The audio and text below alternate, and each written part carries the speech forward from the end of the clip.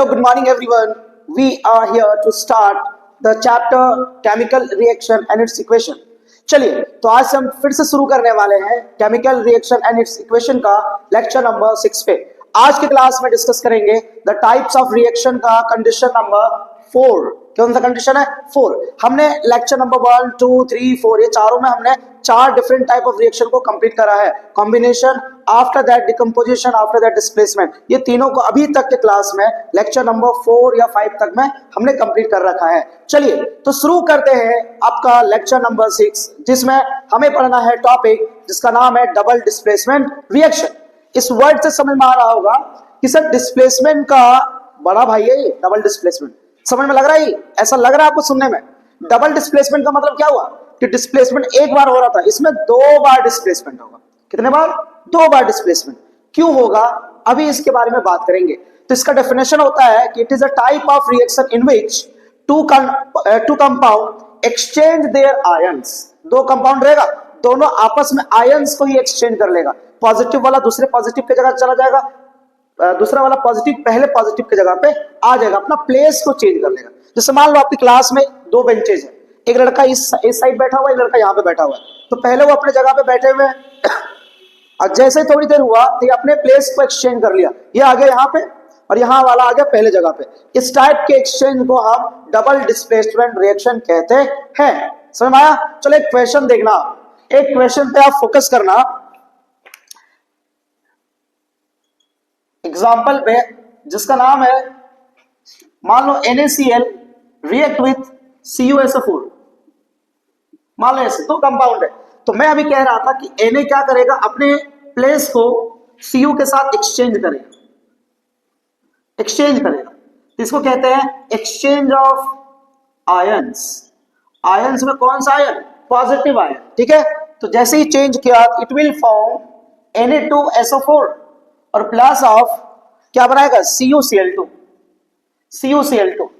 क्या बात समझ में आ रहा है? फिर से सुनना, ऐसा टाइप ऑफ रिएक्शन जिसमें हमें यह बताया जाता है कि 2 कंपाउंड के बीच में आयंस का एक्सचेंज होगा, उस टाइप के रिएक्शन को हम डबल डिस्प्लेसमेंट रिएक्शन कहते हैं। क्या कहते हैं हम? Double displacement reaction. Double displacement reaction.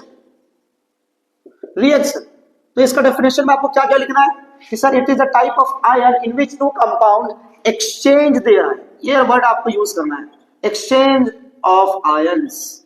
Ions का बदलाव होगा, उसका डिस्प्लेसमेंट होगा, और इसी प्रोसेस को, इसी मेथड को हम डबल डिस्प्लेसमेंट रिएक्शन कहते हैं। समझ में आ गया? डिस्प्लेसमेंट का दूसरा नाम या दूसरा भाई, उसका बड़ा रिएक्शन जिसको हम कहते हैं डबल डिस्प्लेसमेंट। डबल डिस्प्लेसमेंट का डेफिनेशन फिर से मैं रिकॉल कर रहा हूं कि it is a type of reaction in which 2 compound exchange their ions is known as double displacement reaction. इसके एग्जांपल 1-2 अभी मैं बताऊंगा with the help of colour, precipitate, सब चीजों के बारे में आपको एक साथ समझ में आएगा। क्लियर है सबको? चलो ध्यान देना इसके एग्जांपल्स पे। देखिए हम कुछ इंपॉर्टेंट एग्जांपल्स के ऊपर बात करेंगे डबल डिस्प्लेसमेंट रिएक्शन के। यदि आपको डेफिनेशन और उसका मीनिंग समझ में आया है तो इसके कुछ इंपॉर्टेंट टर्म्स या इंपॉर्टेंट एग्जांपल है जो क्वेश्चन में कई बार पूछे जाते हैं। What are the examples? कौन कौन से एग्जांपल ऐसे हैं उसके बारे में जल्दी से हम रिकॉल कर लेते हैं। समझ में आया डिस्प्लेसमेंट रिएक्शन? उसके बाद ही समझ में आएगा डबल डिस्प्लेसमेंट। तो डबल डिस्प्लेसमेंट में आपको जो अभी मैं डेफिनेशन बताया हूं वो बहुत ही इंपॉर्टेंट है कि एक्सचेंज ऑफ आयन होगा, और आयन जब एक्सचेंज होगा तो नया कंपाउंड बनेगा। चलो देखना, यहां मैंने टोटल 6 एग्जांपल लिख रखा है।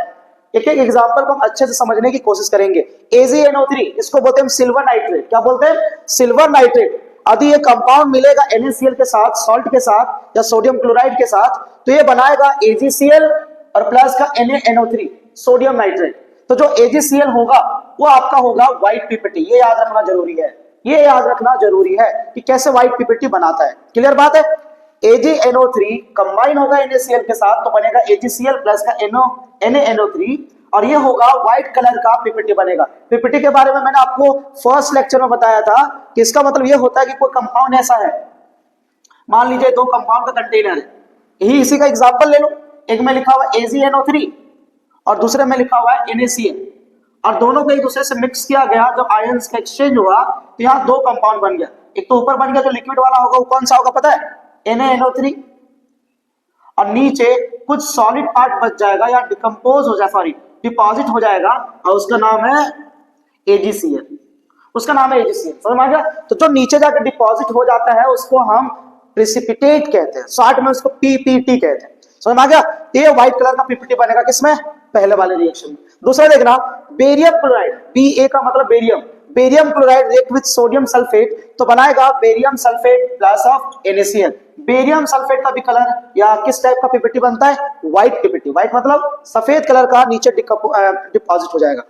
अब आ रहे थर्ड नंबर, फिर से PaCl2 प्लस का CuSO4, इस बार Na2SO4 नहीं है, इस बार CuSO4 है। यहां से भी एक्सचेंज ऑफ आयंस होगा तो फिर से बनेगा सेम कंपाउंड BaSO4 प्लस का CuCl2। तो BaSO4 का कौन सा कलर होगा? व्हाइट PPT का कलर बनेगा। समझ में आ गया? अब आ जाओ जो नीचे है वो very very important, very very important. क्यों? क्योंकि अभी तक जो शुरू के हमने 3 देखे हैं उसमें व्हाइट कलर का PPT बन रहा था, लेकिन एक रिएक्शन ऐसा है इस चैप्टर में जिसमें ब्लैक कलर का भी PPT बनेगा। किस कलर का? ब्लैक कलर का। तो कैसे होगा सर, ध्यान देना। CuSO4 को हम हाइड्रोजन सल्फाइड के साथ रिएक्ट करवा रहे हैं, CuSO4 को हम हाइड्रोजन सल्फाइड के साथ रिएक्ट करवाएंगे तो बनेगा CuS, इसका मतलब कॉपर सल्फाइड, सल्फेट नहीं सल्फाइड। तो कॉपर जो सल्फाइड होगा वो किस कलर का होगा? Black PPT। ब्लैक का मतलब होता है कि सर एक काला कलर का नीचे डिपॉजिट दिखेगा आपको साफ साफ। समझ में आ गया? क्लियर है आपको? आ जाओ नीचे। ये भी रिएक्शन उतना ही इंपॉर्टेंट है, पांचवा भी बहुत इंपॉर्टेंट है। क्यों? क्योंकि सर ये भी अलग कलर का प्रेसिपिटेट बना रहा है। कौन सा कलर? येलो। तो बोलोगे PbNO3 को आप Ki के साथ रिएक्ट करवाते हो तो बनता है PbI2 प्लस का KNO3। PbI2 येलो कलर का PPT होता है। कौन सा कलर का PPT होता है? येलो कलर का। और येलो कलर क्या करता है? हेल्प करता है दिखने में कि आप किस कलर के यहाँ पे हो। देखना, जब भी ये रिएक्ट होकर कंपाउंड बनेगा, यदि व्हाइट का बनेगा तो अभी उम्मीद रखना, मानना कि या फिर AgCl है, BaSO4 है, BaSO4 है, और नीचे मैंने एक और लिखा है एल्युमिनियम हाइड्रोक्साइड का। लेकिन इसके अलावा जो येलो और ब्लैक वो केवल एक ही कंपाउंड है, इसीलिए इसका वैल्यू बहुत ज्यादा है।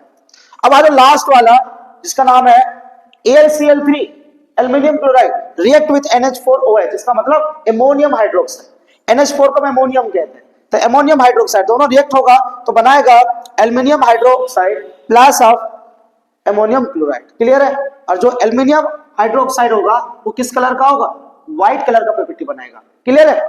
इस चैप्टर में टोटल हमें 6 अलग अलग रिएक्शन के बारे में जानना था, इसका डेफिनेशन जानना था, और उसके साथ ही साथ हमें समझना था कि क्या होता है डबल डिस्प्लेसमेंट रिएक्शन। चलो मैं आपको एक बार जल्दी से रिकैप कर देता हूं पूरे क्लास को, फिर इस लेक्चर को हम खत्म करेंगे। समझ में आ रहा है?